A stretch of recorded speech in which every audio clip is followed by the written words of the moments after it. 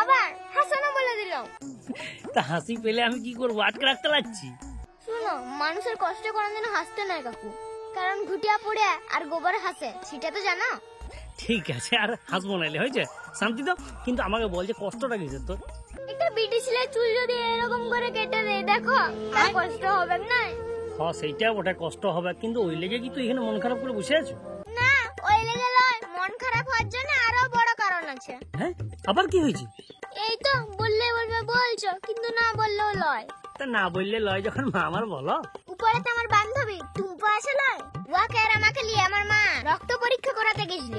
এ বাবা, কেন? শরীর খারাপ নাকি?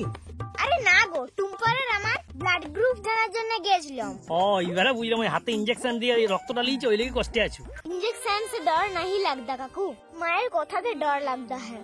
তোর মা আবার কি বললো? আর বলো কেন, আমার ব্লাড গ্রুপ B+ আইছে। তাতে কি হয়েছে?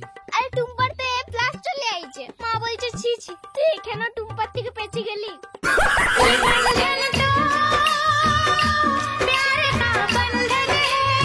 ওয়াকে আর আমাকে নিয়ে আমার মা রক্ত পড়া কি রক্ত? রাখি। তোমায় আমি ভালোবাসি, তোমায় আমি চাই।